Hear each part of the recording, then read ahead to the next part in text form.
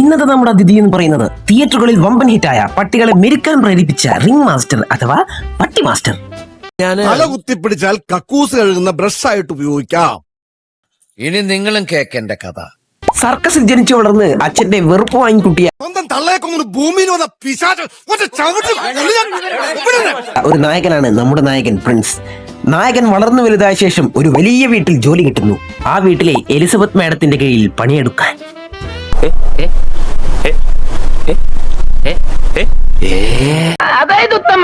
മാഡത്തിന്റെ പട്ടി ലിസയെ നോക്കി വളർത്താൻ മാത്രമല്ല വലിയൊരു ഉത്തരവാദിത്വം കൂടെ കൊടുത്തിട്ടുണ്ട്.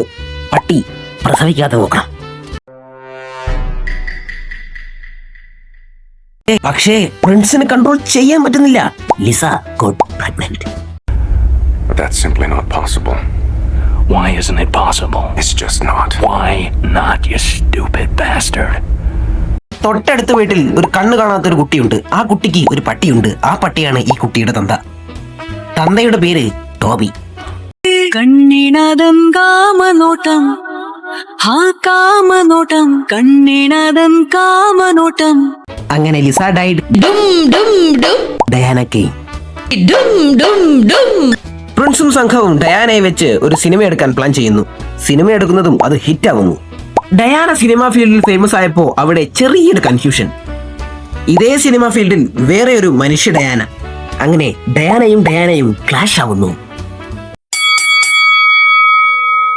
ഈ മനുഷ്യ ഡയാന പ്രിൻസ് കാരണമാണ് സിനിമ ഫീൽഡിൽ സ്റ്റാർ ആയത്.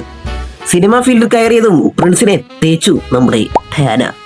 ഇപ്പോ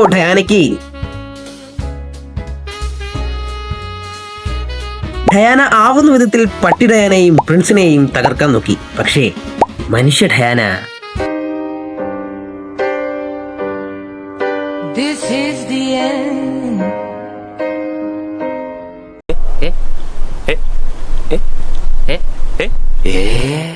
ഇതിന് ഞാനിങ്ങനെ പാല് കൊടുക്കും. നീ ആ ഷർട്ടിന്റെ ബട്ടൺ സൂര്യൊന്ന് മാറ്റിയേ.